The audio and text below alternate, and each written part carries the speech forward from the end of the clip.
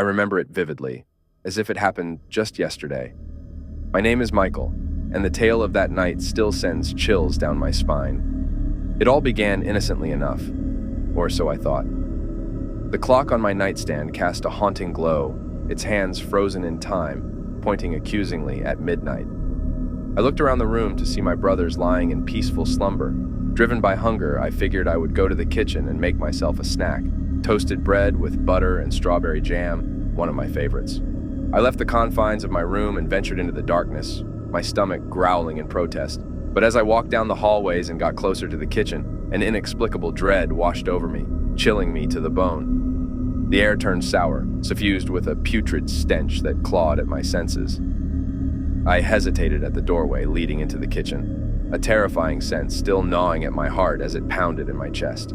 Despite my fear, I pressed on. And that's when I saw it, an abomination beyond comprehension, perched upon the counter like a demon from the depths of hell. Its skin was slick and slimy, gleaming in the moonlight that filtered through the window.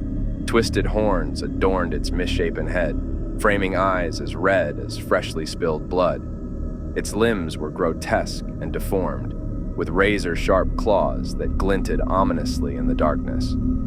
Saliva dripped from its jagged fangs, pooling on the floor below. I hurried to the other side of the doorway and pressed myself against the wall, praying it hadn't seen me. I should have fled, should have screamed for help, but fear held me in its icy grip, paralyzing me as surely as if I were ensnared in the creature's clutches.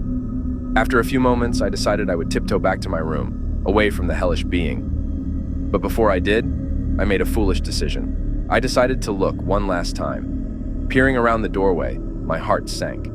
The creature was no longer perched on the countertop, but standing right in front of my face, its eyes peering into my soul.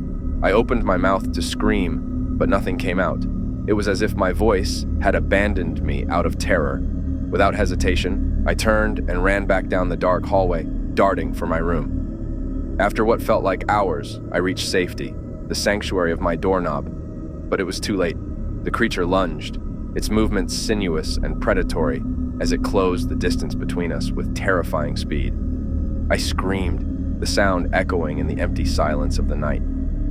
The creature's foul breath washed over me, its elongated tongue falling from its mouth as it pinned me to the floor. Its claws reached out for my head, looking to rip away and rend my flesh. All I could do was close my eyes and accept my fate. But salvation came. My father emerged from his room, holding a baseball bat firmly in his hand. The creature's attention immediately turned to him, and my father's eyes widened with fear. He swung his weapon, knocking the creature into the wall and away from me.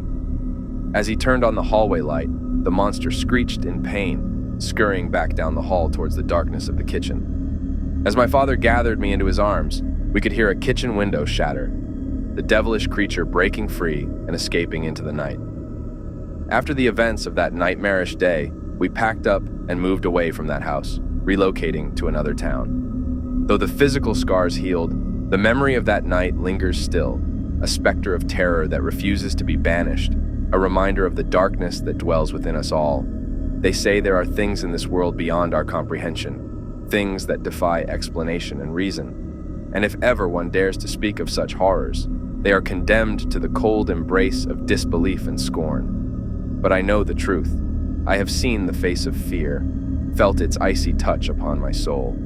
And though I may never fully understand what lurks in the shadows, I will carry the memory of that night until the end of my days, a testament to the fragility of our existence and the boundless depths of human terror.